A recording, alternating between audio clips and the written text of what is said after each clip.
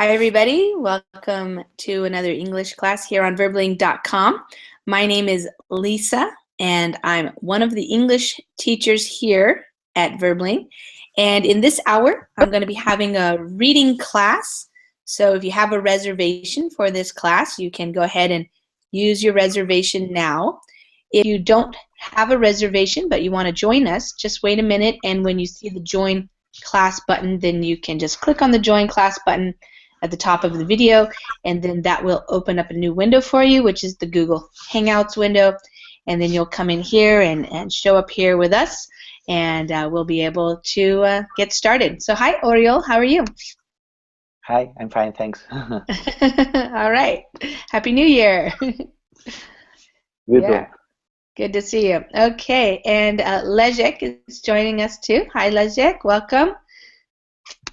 Your microphone's muted when you come in.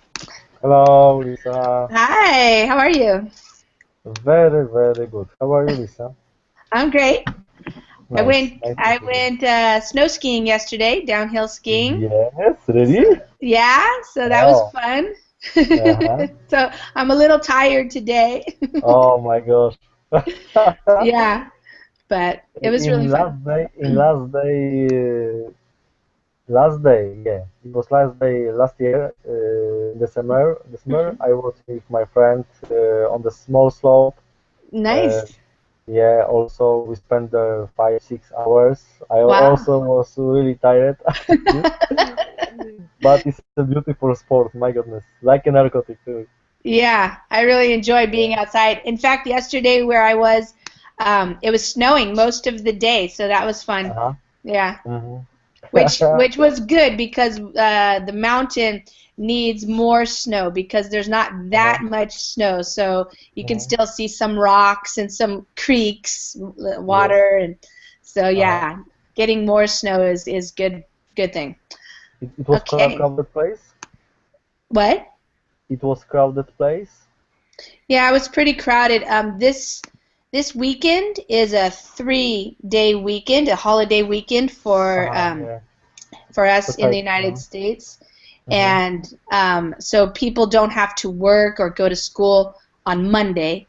So that means, a lot of people are out doing stuff. Yeah. Of course. Yeah. Okay, so let me say hi to some other people who have joined us. Paula. Hi, Paula. Hi. Welcome. Hi. Welcome. And Johanny. Hello, Lisa. How are you? I'm doing well, thank you. How are you? Fine. I'm fine, thank you. Okay, awesome. And Anna. Hi, Anna. How are you?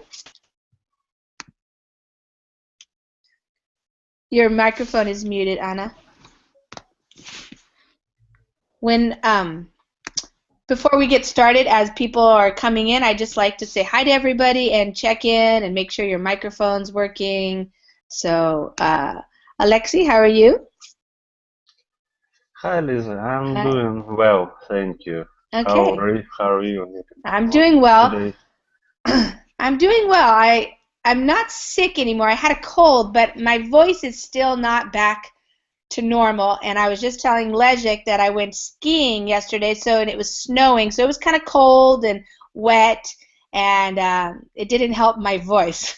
So excuse my voice, and if I start coughing or something, I will mute myself, so you don't have to listen to me. But so let me just say hi, welcome everybody, and let's go ahead and get started. If we have some other people join us, that will be fine. We always can have up to 9 people in the class here, and I like to remind everybody, if you're new, for example, to Verbling, if you're watching the class on Verbling, you can make a reservation, and that's a good idea if you know you want to make sure you get into the class. But the reservation only lasts for the first 2 minutes of the class, and then anybody can join. So even if you come to Verbling and it says class is fully booked and there are no more reservations, usually that doesn't really matter too much because a lot of people book and then they don't show up for whatever reason. And so if you just wait, then you can usually get in to a class. Sometimes the classes are full, that is true, but usually you can find a space. So I always encourage people to come and just check it out and see. Okay, so this hour, I have 2 classes in a row. This hour is going to be reading. The next hour is going to be speaking. The idea of the reading class is to use English in a real way. One of the things that people do in English, of course, is to read, to find out new information, and it's a great way to build your vocabulary, so to learn words and expressions that we use related to different topics. So I often go to this website, NPR. It's National Public Radio, and it's npr.org, O-R-G. And you can find lots of articles. You can also find the radio shows. If you want to listen to some things in English, it's a good place to go. And this one is called How Do We Grow to Like the Foods We Once Hated? So a lot of times when we're young as children, and if you have children, you might know this, we don't like certain foods for whatever reason. But a lot of times as we grow, as we mature, as we get older, as we become adults, we change and we start to like different kinds of food that maybe we didn't like before. So that's kind of the idea behind this article. And we're going to read it together. So I will read a little bit out loud. It's not a really long article, so we're going to have time to discuss it. The document's here. Let me just put it one more time in the Verbling chat for people who are new. Is everybody's Verbling chat working? I can also put it in the group chat. If any time your Verbling chat isn't working, you can always tell me, tell the teacher, tell other people that you want to use the group chat for discussions, for talking, for writing. If your Verbling chat isn't working, but hopefully it's working for everybody today.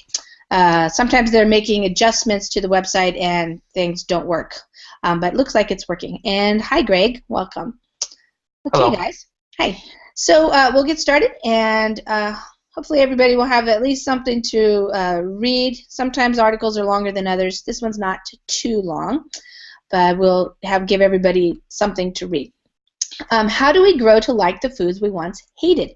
Why do some of us like to slather hot sauce or sprinkle chili powder onto our food while others can't stand burning sensations in our mouth? It probably has to do with how much we've been socially pressured or taught to eat chili, according to Paul Rosen, a cultural psychologist at the University of Pennsylvania who has studied attitudes toward food for decades.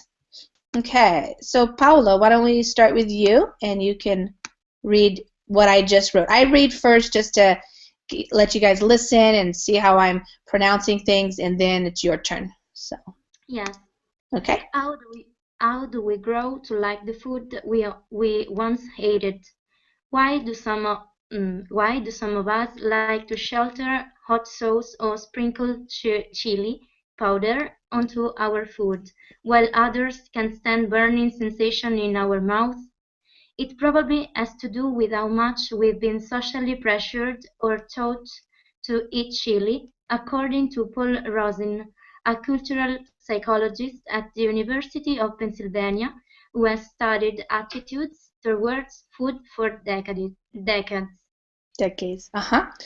Okay, so how do we grow to like something? So when we use the expression here, to grow to something, it means over time. You grow to like things, you grow to understand things more. So you start out not knowing something or liking something or understanding something, and then over time you grow to like it or understand it or appreciate it. Of maturity, and it describes a progression of time. So the question here, why do some of us like to slather?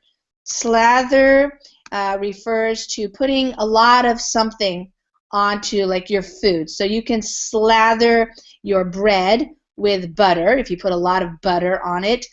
You can slather also your body with lotion or tanning lotion or something like that. It just means to put it all over. So some people like to put hot sauce all over their food. And some people like to sprinkle. Sprinkle is what you do when like a dried powder and you shake it out of the bottle and it that's called sprinkling. So it's also what we use to describe rain when it's not raining very hard.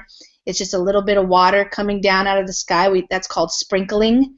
And so we sprinkle stuff onto our food like chili powder. But other people can't stand burning sensations in their mouths. So if you can't stand something, it means it's like terrible for you. It's disgusting, or you just don't like it at all. But it's very strong. You say, "Oh, I can't stand this." It means you really can't. You don't like it at all. So some people don't like hot, spicy things in their mouth because it's like a burning feeling or a sensation. All right, but some people, so this guy, he's a cultural psychologist. He studies this kind of stuff. And so people have been socially pressured. So if you're pressured to do something, it means, come on, people are like, come on, you can try it, eat it, it's good. You know, people are pressuring you, trying to get you to eat something. Or maybe you've been taught, like in your culture, it's common for people to eat spicy foods, and so as a child you get introduced very quickly to eating this way, so you get taught, and that's the past tense of to teach. Okay, social attitudes toward food. So your attitude towards something means how you feel about it, how you think about it, what your opinion is about it. So our attitudes toward food are different. Some people, you know, they eat anything, and some people are like, oh, I don't really like that at all. And decades, of course, is a decade is 10 years. So we first read about Rosin's research on spicy food in Tasty, The Art and Science of What We Eat. It's a new book by John McQuaid that's been excerpted in the Wall Street Journal and was featured Sunday on Weekend Edition. We asked Rosin to tell us more about his work on spice tolerance. Here's part of our conversation, edited for brevity and clarity. All right, let's leave it there. Okay, Oriol.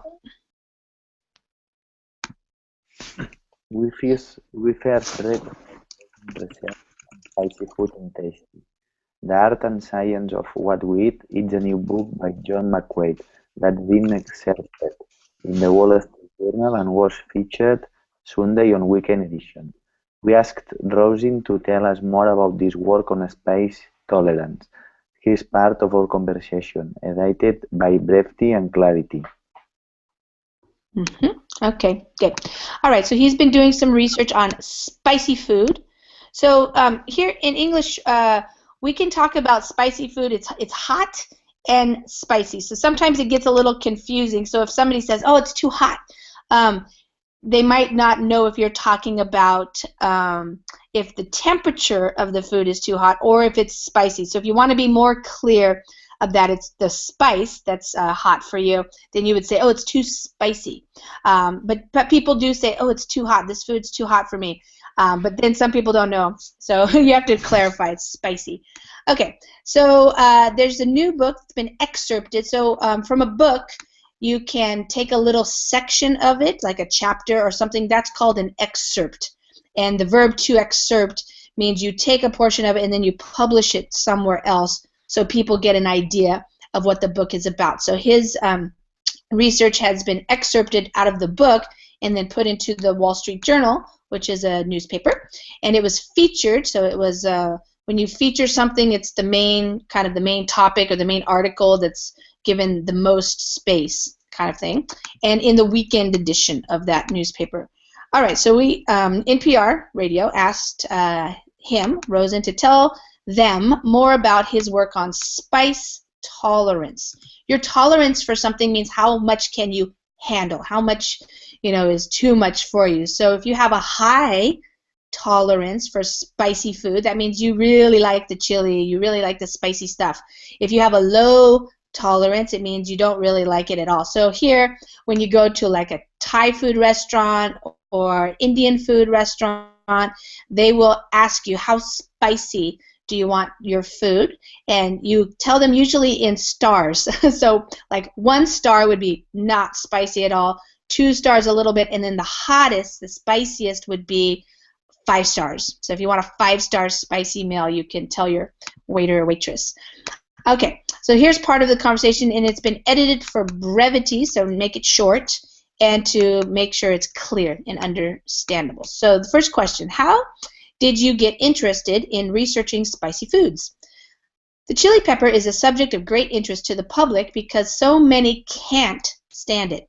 My wife, Elizabeth Rosen, had written a book called Ethnic Cuisine, in which she proposed a theory of cuisine, that most cuisines in the world, except in Northern Europe, have a characteristic flavor that they put on all their foods. Okay. Leszek. How did you get interested in researching spicy foods? The chili pepper is a subject of great interest to the public because so many can't stand it. My wife Elizabeth Rosen had written a book called Ethnic Cuisine, in which she proposed a theory of cuisine, that most cuisines in the world, except in Northern Europe, have a characteristic flavor that they put on all their foods. Okay. All right. So this is a good question to ask anytime. This is the structure here if you want. How did you get interested in something? And then we use the ing form for the verb. So you could ask somebody like, how did you get interested in flying airplanes? Or how did you get interested in traveling to foreign countries? Something like that. So that's one of the things that I like about reading is you can often see the grammar. So you don't necessarily have to study grammar from a grammar textbook, but if you're just reading, you'll see all the grammar and the structures that we use. So it's good to pay attention to that because you can use it later in your own writing or speaking. All right, so the idea of the chili pepper. Let me just make sure everybody knows what a chili pepper is, and the best way to do that is just to show you an image. So put it into Google and get images. So we're talking about this, chili pepper. So some people might eat them raw, like this, fresh, and then a lot of times you can use them dried. So if you use dried chili pepper and then you make a powder out of it, for example, and then it can be different spiciness, so different levels of heat is what we call it, depending on which kind of pepper it is and how you use it, how much you add to your food, that kind of thing. So that's what we're talking about here. Okay, so it's of great interest to the public because a lot of people can't stand it. So they cannot have it on their food. They don't like it. They don't want to eat it. It's too spicy. It hurts their mouth, that type of thing.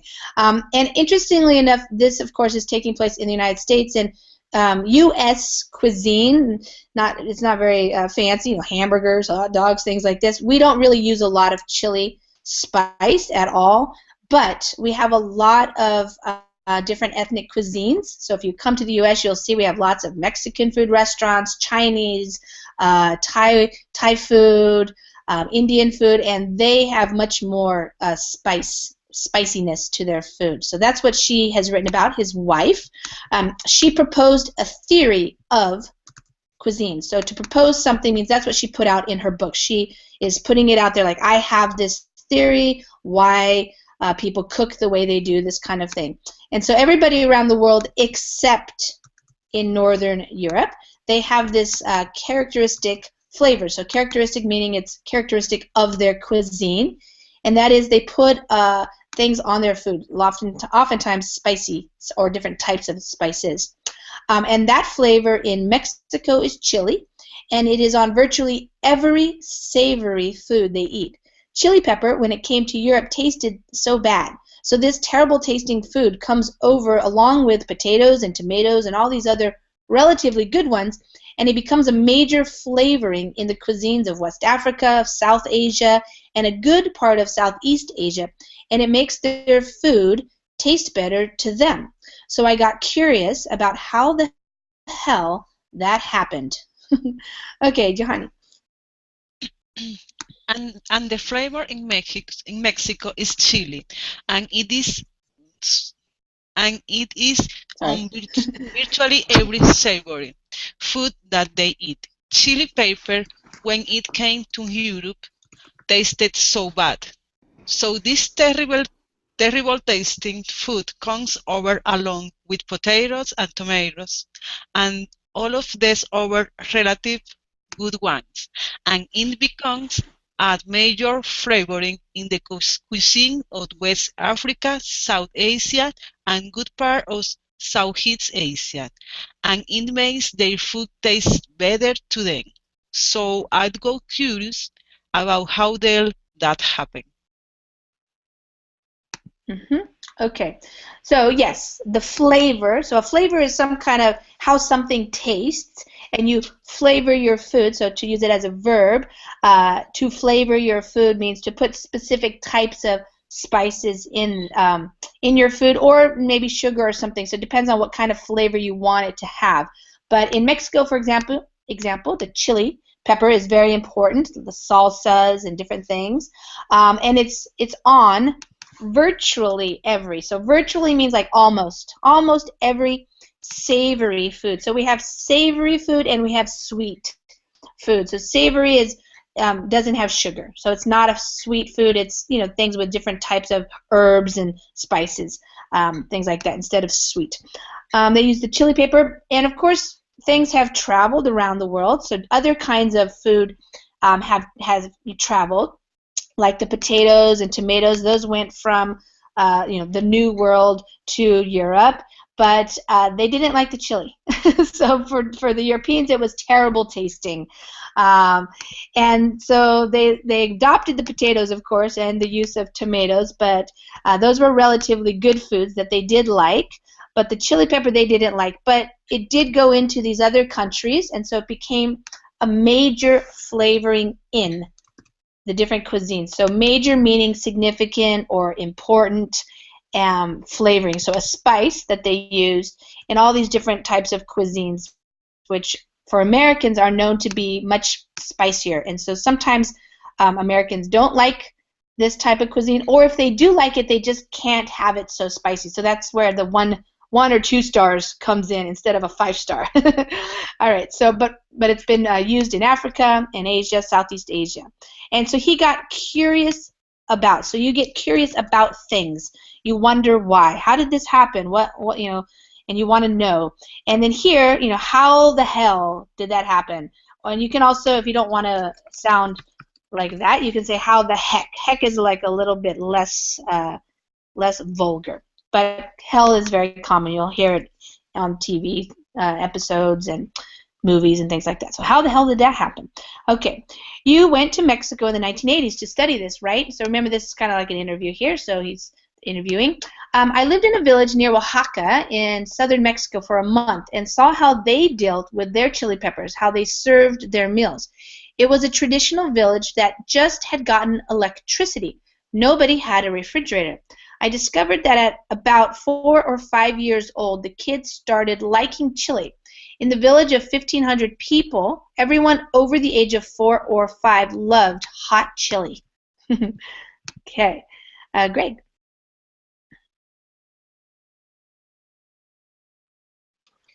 Greg, your microphone is muted. Yes. Do you There hear you me? go.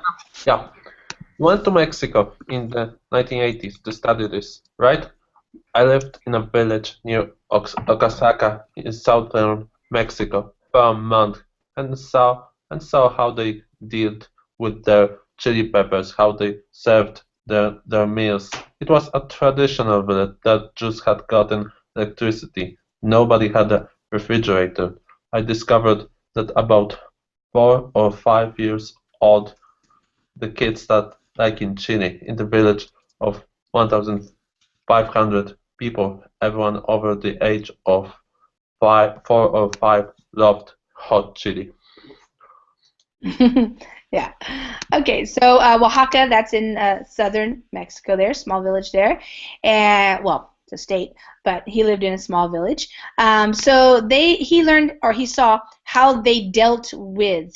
So to deal with something, in this case, means how they used it. So he learned about how they were using chili peppers in their food and in their meals and stuff. So he saw how they served their meals, so how probably the moms made the food and then served it to the family or gave it to the family.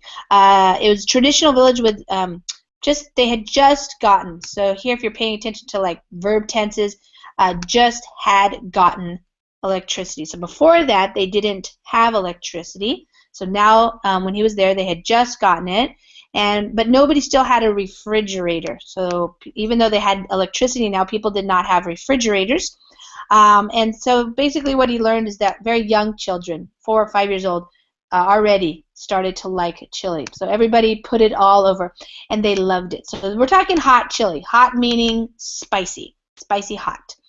Now, the animals in the village, the dogs and the pigs, eat the garbage. So they're eating hot chili every day because that's in the sauce on everything. And I couldn't find a single animal in the village. I tested a few by giving the pigs and dogs a choice between a cheese cracker and a cracker with hot chili sauce that preferred the one with chili. I thought that was a really interesting finding, and I think that this is a very special human characteristic, the ability to overcome an innate aversion and make it into a pleasure. Okay, Carlos.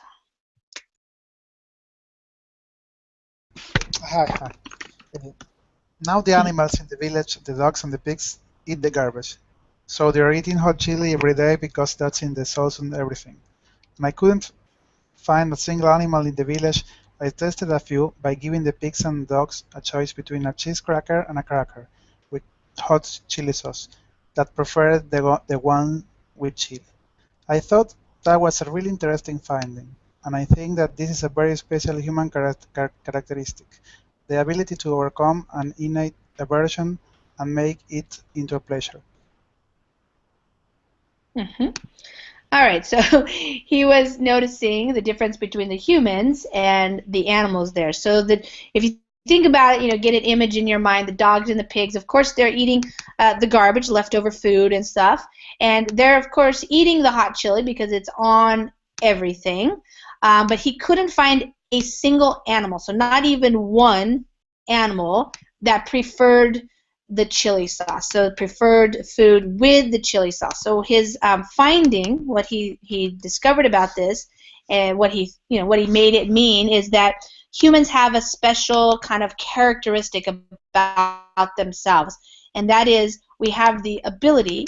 That means we can overcome. So this innate aversion. So innate means it's already built inside of you. It's like an instinct. It's what you're born with. So it seems like we are born with an aversion to spicy food. Aversion means we don't like it. So when we're young and babies or something, no, we don't like spicy food. But as we get older, we can overcome that aversion. So it means we can get over it. We can grow to like it and make it actually into a pleasure. So even though we might start off not liking chili, little kids, it's too hot, it's too spicy, we actually learn to like something, and the animals didn't. They always preferred the cracker without the hot chili sauce. How do you think we overcome these aversions? Clearly, you have to be exposed to it a lot of times, but normally you would never be exposed to hot chilies more than once, and the reason you're exposed to it a lot is because that's what the family's serving, so you just eat it. The experience of eating it a lot somehow converts what was an aversion to a preference. Okay, Alexi. Okay, how do you think we overcome these aversions? Clearly, you have to be exposed to it a lot of times, but normally you would never be exposed to hot chilies more than once. And the reason you're exposed to it a lot is because that's what the family's serving. So you just eat it. The experience of eating is a lot somehow converts that was an aversion to a preference. Mm-hmm. Okay, so how do we overcome these aversions? So to overcome something means to once you didn't like it and you overcame your whatever to like it now. So you overcome things like fear, anxiety, frustration. You overcome sadness. You can overcome dislikes and turn them into likes. So that's how you use that verb, to overcome something. So clearly, you have to be exposed to it. So that means you have to have lots of exposure to it, lots of chances to have this experience a lot of times. So normally, you would never be exposed to something that you don't like more than once, like hot chilies. Usually you try something, you don't like it, and like never again. But he's claiming here the reason you're exposed to it a lot is because that's what your family is serving. So that's what you're getting to eat, and so you just basically eat it, and then the experience of doing that over and over and over converts or changes what used to be an aversion. Aversion is something, I don't like it. You have an aversion to it, to a preference, and so you change over time, and now you actually want spicy stuff on your food. You don't just put up with it or tolerate it, but you actually prefer it. What's going to the brain is the same. There's no change in the tongue or the mouth. So it's what we call a hedonic reversal. It's not just in food, but coffee is bitter, and there's a lot of foods that we eat that little kids don't like, beer, etc. But we also like amusement park rides. We like to be scared. We like to cry at movies. This is an example of a very common thing in humans. Okay, Moises.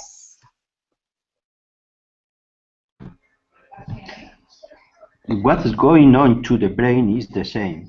There is no change in the tongue or the mouth. So it's what we call hedonic reversal. It's not just in food, but coffee is bitter, and there is a lot of food that we eat that little kids don't like, beer, etc. But we also like amusement park rides. We like to be scared. We like to cry at movies. This is an example of a very common things in humans. Mm-hmm. Good. Okay, so there's no change. Our tongue didn't change all of a sudden. Our mouth didn't change so that now we like the spicy, what they call it in psychology, I guess, hedonic reversal. So something that you didn't like now becomes pleasurable for you. So it's a reversal, a change, and like to the opposite, basically. So this happens a lot. So a lot of people, like when you're a kid, you don't really like coffee, for example, because it's bitter. You taste it and you go, ooh, that doesn't taste good. But as an adult, a lot of people tend to like coffee. In fact, prefer it and have to have it every day. So that's a change. That's a reversal. Beer, alcohol, wine, those are also other types of tastes that a lot of kids don't really like. They don't, want to drink beer or something. But then as an adult, you tend to like it. Same thing happens with other things, he says. Amusement park rides, so these would be like roller coasters or scary rides that go really fast and spin around, that kind of stuff, make you sick even. You want to do those, even though in the very beginning, as a kid, maybe you were too freaked out or something. So this is very common. He says, I call it benign masochism, which is to say that we learn to like things that our body rejects. And it's benign because it doesn't hurt us. That's interesting that we grow to like these things first we hate. That's interesting that we grow to like these things we first hate. Paula. Read that. I call it benign masochism. I don't know. I call it benign masochism, which is to say that we learn to like things that our body rejects, and it's benign because it doesn't hurt us. That's interesting that we grow to like these things we first ate. Yeah. Oops. Okay. So benign just means that it's not harmful. So if something, like if you hear the word like a benign tumor, you have a tumor in your body, but it's benign. It means it's not going to kill you. It's not fatal or something. And masochism, I put that in there, that's usually doing things to your body or something that are painful, but you like it for some kind of pleasure. So this is called benign masochism.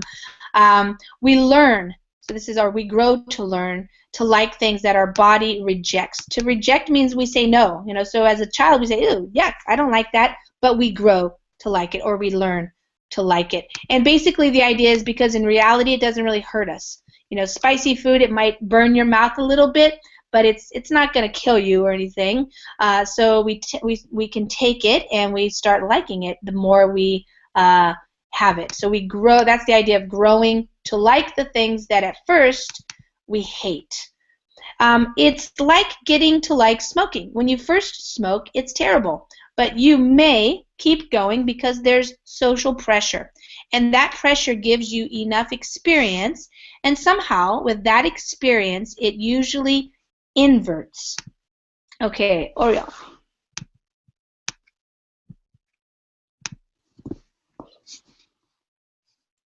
It's like getting to like smoking. When you feel the smoke, it's terrible, but you may keep going because there is social pressure, and that pressure gives you an out experience, and somehow with that experience, it usually inverts.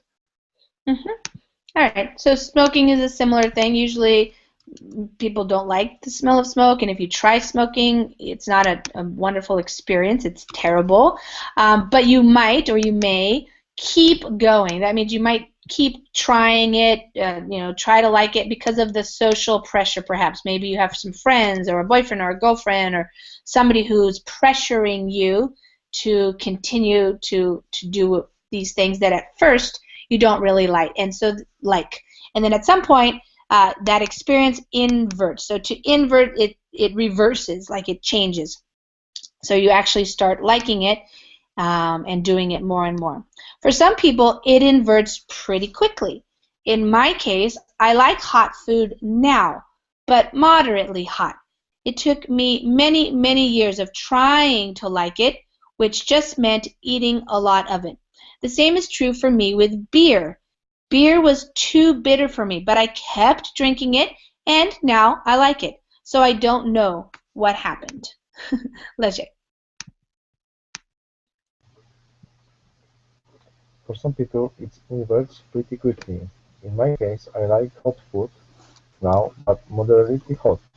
It took me many years of trying to like it, which just meant eating a lot of it. The same is true for me with beer. Beer was too bitter for me, but I kept drinking it, and now I like it. So I don't know what happened. Yeah. So some people, it doesn't take very long. You have a couple of exposures to it, and then pretty quickly you like it. So he says, in my case, so like related to him, his own experience, you could also say in my experience, he does like hot, remember hot meaning spicy, food now, but only moderately. So that would be like a 2 stars or 3 stars at the Thai food restaurant, for example. It took him many, many, many years of trying to like it. So sometimes people, they want to like it. So you keep trying. Okay, give me that and I'll try it. And so that happened with beer. At first it was too bitter and he didn't really like it, but now he does. He just kept drinking it, but he doesn't know what happened. What's the most surprising thing about your findings to you? The surprising thing was what got me to do it in the first place, that something that tastes so bad becomes people's favorite food. As I say, it's not just about chili pepper. It's about black coffee and ginger root and horseradish and hot temperature food and cold food. Most people don't like really cold food like ice water. That's a Western thing to drink beverages that are cold. Little kids don't like them. Okay, Johanny. What's the most surprising thing about your findings to you? The surprising thing was what got me to do in the first place, that something that tastes so bad becomes people's favorite food. As I say, it's not just about chili pepper. It's about black coffee and ginger root and horseradish, and hot temperature foods and cold food. Most people don't like really cool food like ice water. That's a Western thing to drink beverages that are cool. Little kids don't like them. Okay, another good grammatical kind of a structure here. What's the most surprising thing about? And then you could say, you know, whatever, your findings, your readings, your discoveries, your whatever. So that's a common expression there. What's the most surprising thing about this for you? Especially if you ask people who did research or traveled or, you know, had some kind of new experience, you can ask that to them. Okay, so the surprising thing for him was, and what got me to do it in the first place. So kind of the reason or the motivating factor for him was, you know, how do we go from having something that tastes so bad and it turns into or becomes your favorite food? So how does that happen? So that's what was interesting to him. And it's not just the spicy hot food, but also other types of food that as a child you don't usually like. So black coffee, which is bitter, ginger root, which is a spice, and horseradish, which I'm going to put in the image here and see. This is actually another type of spicy sauce. So this would be what it looks like as the plant, but then they make it into a horseradish sauce, and people here in the United States have that on like meat, like roast beef sandwiches and other types of meat, ham, maybe something like that, and it's spicy. So it's a lot of people don't like it. So some people do learn to like it, but a lot of people don't. All right, so it's also hot temperature food and cold food. So some people prefer, you know, like room temperature, not too hot, not too cold, that kind of thing. I didn't really know this about the ice water, but it is true that in the United States, if you go to a restaurant, a lot of times they will give you ice water as a beverage, and you know, you can drink other things if you order Coca-Cola, or, you know, or sodas or beer or whatever. But if they bring you water, a lot of times they'll have ice in it. And apparently kids don't like ice water. I'm less interested in chili now than in the whole phenomena of across cultures about how people get to like these very unpromising things. But I don't know the answer. Some part of it is social. Social forces affect what we like, and the advertising industry knows that. That's why they have endorsements by famous people. Okay, Greg.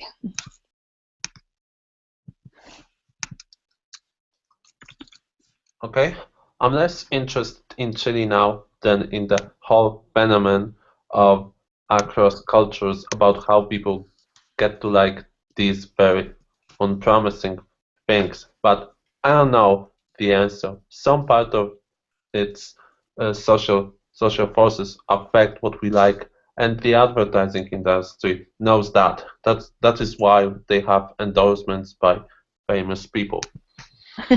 Yeah. So he's less interested in. Less interested in. Yeah. Yeah. Yeah. Good. Okay. So now he's more interested in the whole phenomenon. So not just one particular type of spicy food or something like that, but this whole idea. The phenomenon is like the whole thing, the whole idea about you know, cross cultures or across cultures.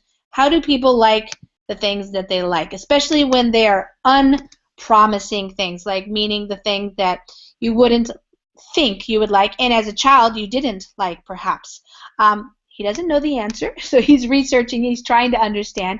And one thing he knows is certainly there's a social aspect to it. So there are social forces or powers that can affect what you like and what you don't like. Of course, we know this is true for alcohol, for smoking, even for coffee probably, and some other things that, you know, you might not like, but since all your friends are doing it, you might try to learn to like it. And of course, the advertising industry, the people who do the marketing and the ads, they know that it's really powerful to try to, you know, peer pressure this idea.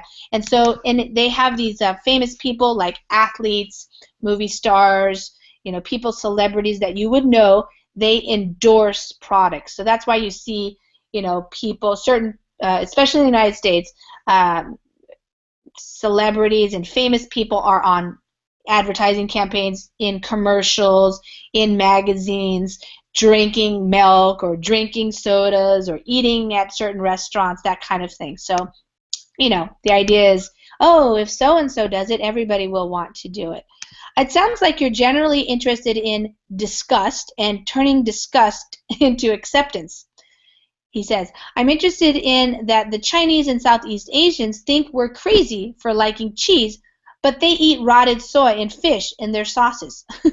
What's the hottest thing you've ever eaten? I had an experience at a Korean restaurant in New York. I was there with my first wife, and we were sitting in there, and someone next to us, Korean people, ordered something that looked really good. I'm going to leave it there. All right, so yeah, different cultures like different kinds of food. So Moises.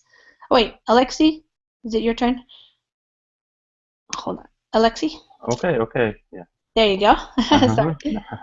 I'm interested in that the Chinese and Southeast Asians think we are crazy for liking cheese, but they eat rotted soy and fish in their sauces. That's the hottest thing you've ever eaten. I had an experience at a Korean restaurant in New York. I was there with my first wife and we were sitting in there, and someone next to us, Korean people, ordered something that looked really good. Yeah.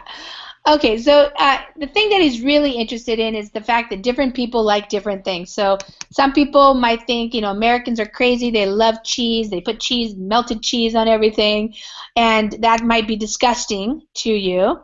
And other people eat things that, like, we would think is disgusting, like, you know, rotten soy and fish in their sauces. So a lot of Americans would think, ooh, that's disgusting. Disgusting means you think it's gross, like, ooh, I don't like that. And so how do we turn things that at first we thought were disgusting, and then we actually turn around and try them, and then we like them? All right, so that's pretty interesting. The other thing is that he's just talking about the hottest thing you've ever eaten. So he was at a Korean restaurant. He saw some people order something that looked really good. So let's see what he says. We're food adventurers, so we said to the waiter, we want that. And he said, you don't want that. And we said, yes, we do. And he said, no, you don't. Well, of course, we won, and it came out, and it was so hot that we could barely eat it.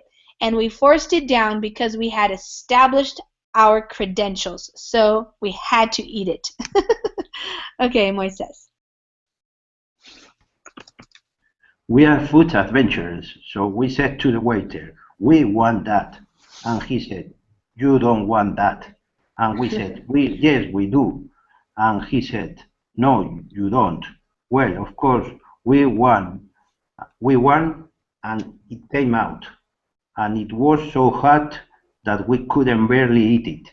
And we forced it down because we had established our credentials. So we had to eat it. Okay, good. So he describes himself and his first wife as food adventurers, so people who like to try new things. Some people do and some people don't. So he told the waiter, he said to the waiter, we want that. So this is interesting when this guy's talking. So when you're saying the exact same thing that you said, then you say we said to the waiter, and then you quote yourself, like, we want that, and then he said, no, you don't want that. But if you're telling the story, then you would say it differently. Instead of saying we said to the waiter, you could say we told the waiter we didn't want that, and he said that no, we didn't want that, that kind of thing. So some people kind of mess that up. So it's the difference between saying that you said something or you told somebody something. Just a little note there. All right, so of course they won. They're the customer. They get what they want. But it was so hot they could barely eat it. So it was barely means like almost they couldn't do it. So it was too hot. But they had to force it down. So when you're talking about eating food and you have to force it down, it means you swallow it, but it's just, it's burning your mouth and you can barely stand it, but you're doing it anyway. So you're using your willpower to just force it and get it down into your stomach. And he said we had to do that because we had established our credentials. So he told the waiter, yes, we do. And so they established themselves as people who could eat anything, and so they had to eat it. Okay, so we have time now to discuss. First, does anybody have any questions about the English? Any of the words, the expressions, the use of verb tenses, or anything like that that you want me to explain? You have questions about? No? No. No. Oh, okay. All right. Good. All right. So then let's talk about this. So who likes spicy food? Paula, do you like spicy food? Yes, I like it. And for example, I love eating in the Chinese restaurant or Japanese restaurants.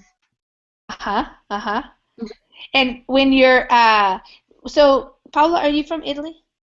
Yes. Yeah. So the Italian food is not generally spicy, right? No, not so much. Yeah. And so when you go to like a Chinese food restaurant in Italy, do they ask you how spicy you want it? No, we have spices on the table, so we can. Oh yeah, okay. We can choose if you want, you put it on your food or not. Okay, sure. That's the same here. Usually the Chinese food, they just put the spices, or you could ask them to bring chili oil or different types of things. But the Thai food and the Indian food especially, they make it spicy if you want it spicy. You asked about what is rotten. So when something rots, so the verb is to rot, it's like when it gets old. When food gets old, and we call it's rotting. So here's a fish. It's on the beach, and it's dead, and it's rotting. And so some kinds of food are made by letting fish rot or letting it get old. Also, it might also be fermented. So if you have some kind of like fermented fish sauce or something, and fermenting it is when you let it get old. And usually you're letting it rot, but maybe with some other kind of salt or vinegar or something like that. And so that's how they make the sauce. Okay, good. Yeah, so that Asian food especially seems to have a lot of different spicy sauces. In fact, what is sriracha? You guys know sriracha sauce? I think it's sriracha. Sriracha sauce. Sriracha. Yeah, this is really popular actually right now for some reason in the United States. This is usually you see this kind of sauce at Vietnamese food restaurants, and it's pretty spicy, and you can put it on your food. It's hot chili sauce, and for some reason in the United States it's become really popular lately, and people even buy it at home, to take it home and use it on their food at home, like all kinds of different food. Kind of a little bit like Tabasco sauce, but Tabasco is not so thick. The sriracha sauce is a little thicker. So this, Alexi, you mentioned Tabasco sauce. So a lot of people like Tabasco sauce, and they have different kinds. Exactly. So Alexi, what do you put Tabasco sauce on? How do you eat? What do you put it on? It's usually with meat, with porky meat. Okay.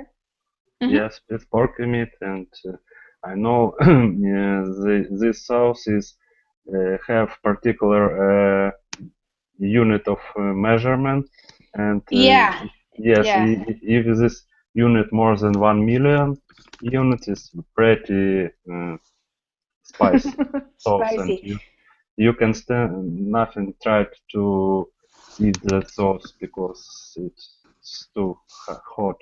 Yes, yeah. What you're talking about is this kind of thing.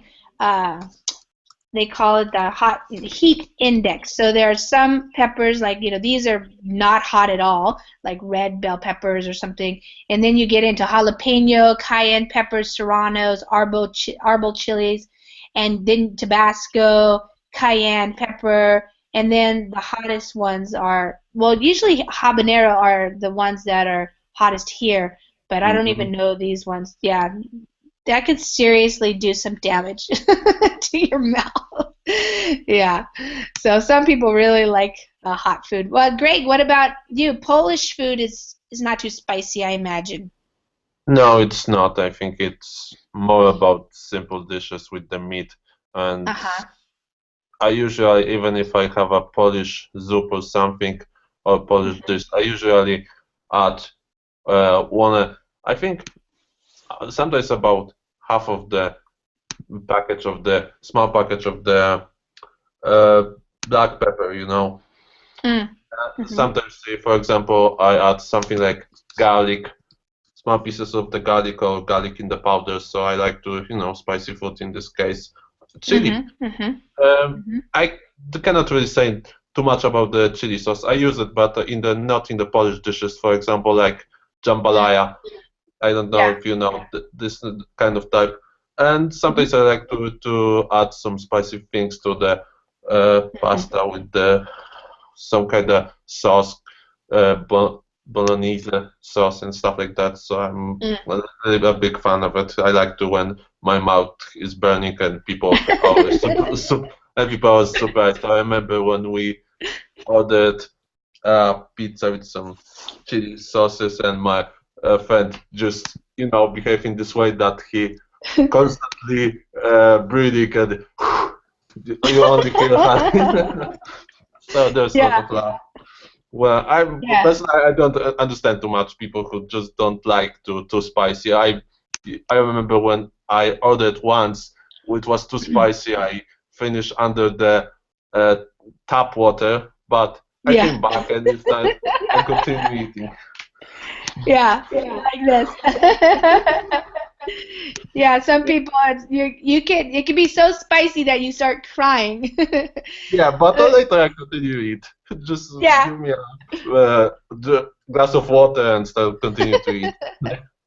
Yeah, sometimes the water doesn't help, but milk sometimes helps. I didn't know. Yeah, milk will help. Yohannu, do you like spicy food? Not a lot. There are some food that tastes good, but with only a small quantity of chili or something like that. But I prefer don't eat because normally you don't know how hot it is. Right. It's horrible. Yeah. If it's too hot, you can't taste the other flavors. Like it dominates just the heat, So yeah. Sometimes I put chili in the pizza, but in small quantities, very small. It tastes very good. But there are some people that put all the pizza with chili, with Tabasco, with all. It's horrible. I can't eat it. Yeah. Okay. Moises, what about you? Do you like chili, peppers, and spicy foods? Not really. I am not used to the taste of spicy food. Yeah. If I go to a restaurant where the spicy food is typical, I order for mild. Yeah. So for example, if you go to like a Thai food restaurant or something, would you just get like a 1 star maybe? Yes, which is mild. Or I order more things, but I always order for mild. No, not very. I ask in a mild manner. Mild. Yeah, in mild manner. Wait. Yeah. Sure. Yeah, that's what I usually say. Not too hot. And some people like, give me 5 stars, spicy as you can make it. Oriel, what about you? Do you like spicy food? Yes, I like a lot of spicy food, but I don't usually eat very very commonly. Okay. Yeah. Do you like, for example, Indian food? Is that yes? You like? I like all kind of spicy food, but here in Spain it's not typical. We eat a lot of garlic and onion, but spicy. Yeah. Well, it's interesting, definitely with the global economy and more people living in different countries, people have a chance to eat it more. Maybe if in your then you wouldn't be used to it. You haven't learned, as a child to like it, but now you have the opportunity. So some people really like it and some people don't. So I guess it's a matter of if you want to learn to like it, you can keep trying to like it. Okay, guys. Well, we used up all our time, so it's time for us to say goodbye. Thanks for coming, and maybe try something that you don't like. See if you can learn to like it if you want to learn to like it. Okay, take care, everybody. Bye. Bye. Thank you. Bye.